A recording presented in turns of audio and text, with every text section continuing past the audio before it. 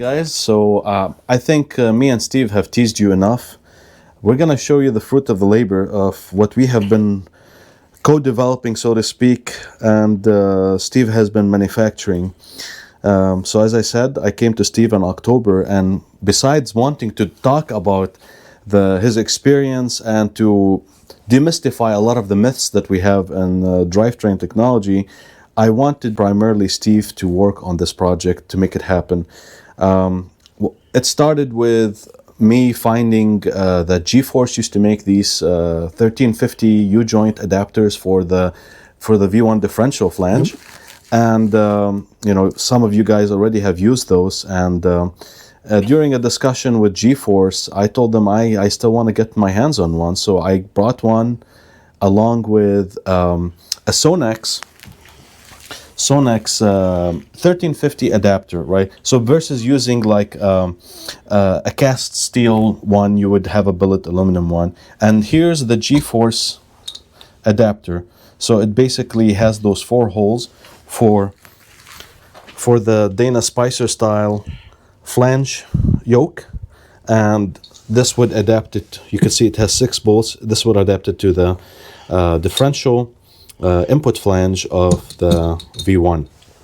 So after coming to Steve, I told him I have this vision that one day we will be able to have a 2-piece 1350 U-joint in the V1. And Steve definitely delivered on that promise. So Steve, talk us through this design. So kind of at Sam's request, we kept the rubber coupling up at the front. We adapted that into a 2.5-inch piece of steel chrome moly tubing that takes us back to a center bearing that is a custom JXB center bearing. It has a fully serviceable bearing within it, and the JXB mount that we've used a lot in the Audi application. We use their same JXB center bearing manufacturer, and we've had great success with it in the Audi application. I think it's going to work really, really well on the CTS-V application. We go into a steel spline that goes through that into a slip yoke. So it's a male spline, a female slip yoke, and then again, a 1350 series universal joint. And at Sam's request, we did a 3.5-inch aluminum rear section to the drive shaft. To lighten it as much as possible. Takes a lot of weight out of it. Oh, yeah. Easily good for 900 to 1,000 horsepower. That is awesome. With the aluminum shaft. I could only dream of getting to those levels on my street car. And it was interesting that Sam sourced the aluminum Sonex flange. We worked with Sonex to help them develop these parts, and they balance incredibly well. They have very, very low residual imbalance in them. Way better than the Dana Spicer cast flanges that we see in the marketplace. And then we have an incredibly good relationship with G-Force Engineering, who makes the adapter, and they said they'd be more than willing to continue to make it for us, along with the fact that they've used our drive shafts for 10, 15 years now. So we have a really good working relationship with them as well. I'm going to tell you guys, Steve is a real guy in this industry. He breathes this, he lives this every day. We are filming this on a Saturday afternoon. You know, Steve could be enjoying life right now, but he decided he'd rather be fixing problems for yet another car platform. So definitely extend your appreciation to Steve for putting all this effort into this. Truth be known, I'd be working on another drive shaft. That's all. That's the only difference. So I'm still just working on drive shafts. But it's this, you know. Yeah, so still just working on drive shafts. We apologize to some NASCAR teams. We needed to borrow Steve a little bit. So requested that the rear section be made out of aluminum because, unfortunately, due to some limitations, we can't make the whole drive shaft out of aluminum. So this section of the front section of the drive shaft is a 2.5-inch chromoly, right, Steve? Correct. Meanwhile, the rear section is a 3.5-inch 6061 T6 aluminum. Standard aftermarket is a 125 wall. So the components are all readily available. Made it fairly simple for us to manufacture that. Absolutely. But it's going to work really well in this application. Absolutely. And I am looking forward to testing this. that's the next step. I will be taking this home, installing it in the vehicle, and waiting for the right driving conditions to. Right now it's a bit icy in Michigan, so because I really want to put this to the test at a lot of reasonable speeds, hopefully, and we're definitely gonna get you some feedback. If there's any need for modifications or tuning, I'll come back to Steve and we'll work on that. If there's any clearance issues, anything like that, hopefully not. But we are very excited to see the V1 have a proper solution other than the standard two-piece CV joint shafts that have been a nightmare to work on, not user-friendly at all as maintenance goes.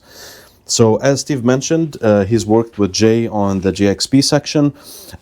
This uses the standard CTS-V GXB, but it has been modified in order to accommodate the center bearing.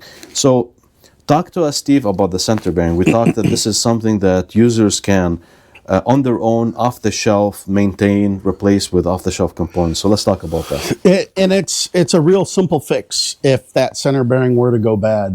It's readily available. It is a standard size in the industry. SKF, Kadon, and Timken all make the same size bearing. Excellent. So it can be easily ordered online, and it's very modestly priced. Yeah. As a fix. What's the typical? $25, $30. Yeah, there you sort go. of worst case. So that was one of the things that I came to Steve and I implored him to make sure that it happens, which is we want to use standard U-joints. So this is 1350 Dana Spicer sealed U-joints. We're using standard bearings. There is no hunting for special components. If I or Steve disappear off the map one day, you would still be able to service your drive shaft. That was very important because I've come across, there were two-piece drive shafts before made for the V1. And I remember it was back in the heydays of the drive shaft shop, right? But when I talked to them a year or two ago about them, they told me, oh, they used components that are not easily sourceable in the aftermarket. So that was very discouraging for me. So I said, you know what, when I get the chance to make a two-piece drive shaft, it's gotta be easily serviceable. And as you can see here, there's no component that is specially made except the JXP, which is not a wear item, right? And Jay definitely will offer all his support to this product. If we were talking a little bit ago, it's basically the JXP V1 support that has been properly clearanced by JXP for this bearing. To fit the bearing. Exactly. Yeah. The off-the-shelf bearing. So that is just great news for all the V1 community. At least it's great news for me. I get to finally ditch the 2CV joint approach for something that is serviceable. As I said, I still have some testing to do, but I'm very optimistic. I'm looking forward to it. Steve, any final words you want to say? No, it's been a fun project. Yeah. These are the sorts of things that really engage you in your day. When somebody comes in with an idea and you get to finally take it to fruition, and that the goal is to provide a solution that they haven't found before and are 100% on board with. That is awesome. Thank you very much for all the effort. As I said, me and Steve, we have been emailing and visiting back and forth for months. He has a very busy schedule, but now that we finally achieved it, it was definitely worth the effort. Thank you very much, Steve, on behalf of every V1 owner. I will do my best to do the testing.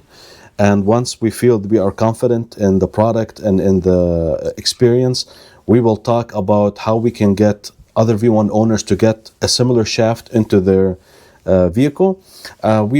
We've actually have many options, right? Yep. Because that was one of the things is that people are going to have different budgets, right? This is probably the priciest option, right? Yeah. That we're looking at. Yeah. But there are other options. Can we talk a little bit about those?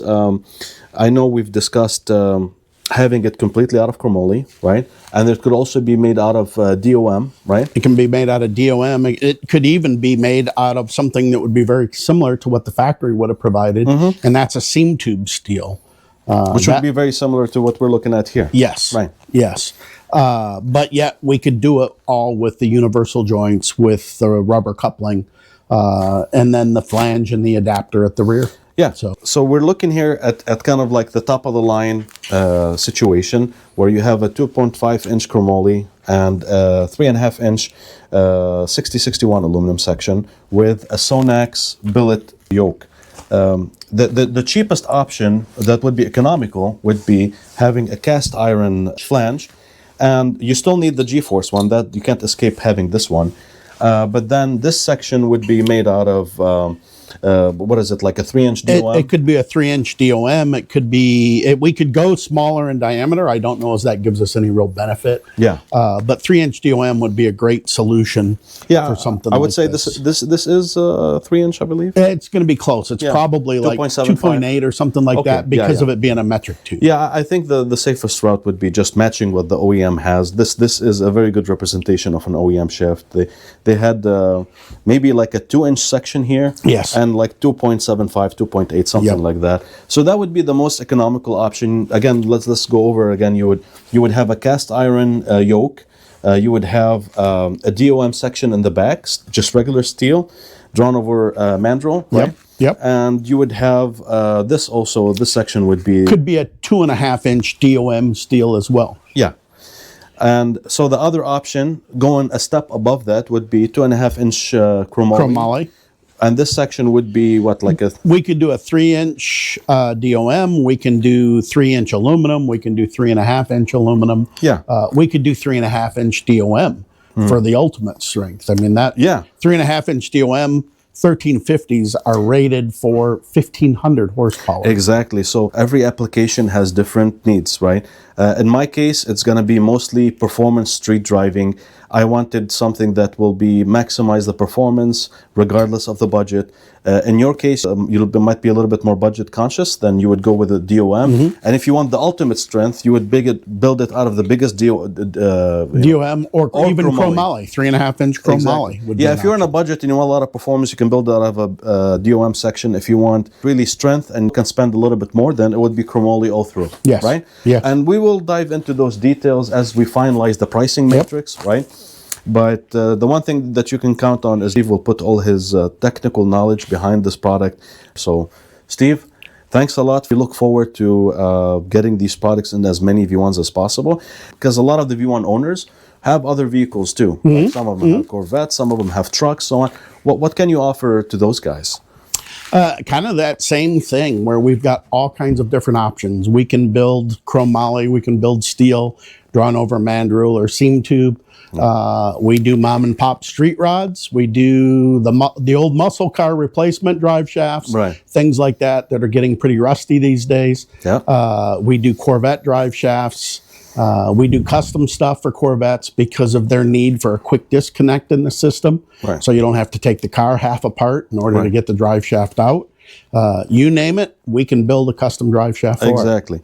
So if there's anything you want to talk to Steve about besides the V1 stuff, because I'll be handling the V1 section for him, so all these orders will come through me on the V1 section. But if you have any other non-V1 stuff, feel free to contact Steve directly. Steve, your website is? Performance Driveline, PDE driveshafts.com. There's only a little bit of information up there right now. We've got a pretty well populated Facebook page, PDE Driveshafts.